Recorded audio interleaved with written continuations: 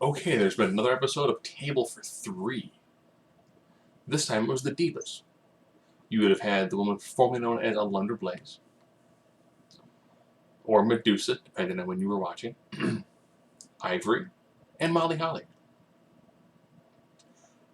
This one was great because you had three totally different eras and totally different styles of professional wrestlers.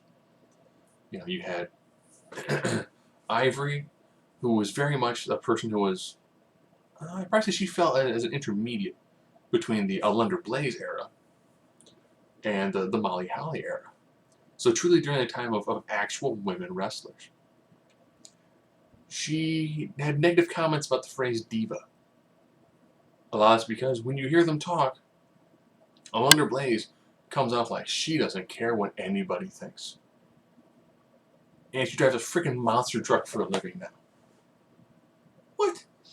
Ivory looks like she could still go in the ring. They're there eating, and Alundra's like, your arm's huge, and she flexes, and she's jacked. She looks like she's probably more muscular than almost any diva currently on the roster.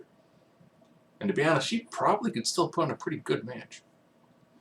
And Molly Holly just has that sweet, down-to-earth, like girl next door sort of feeling, which would have really got her over when she was in the E. And it was interesting hearing Alundra Blayze talk about taking on people like Mae Young and Moolah. And if you did something they didn't like in the ring, they whooped the crap out of you. Hearing her talk about what it was like to live in Japan and train in Japan. And the fact that, Ivory really wanted to work with Alundra Blayze, but they, their timing just didn't sync up. And Molly Holly had to ask about dumping the title in the garbage can. And Alundra's like, I'll talk about it, because no one's ever actually asked me exactly what happened and all of the things surrounding it. She goes, what was your thought? And it's one of the biggest moments of the Monday Night Wars. Is, boom. It's a super simple piece, but she describes it a little bit into it, and it was done well. Essentially, there's cost-cutting measures because Vince is losing money, so they cut the women's division. It's a business decision. But it was interesting because you had three very different, truly old school. We're talking, this is like, Glow era. This is when you traveled around the world, you did lots of indie stuff.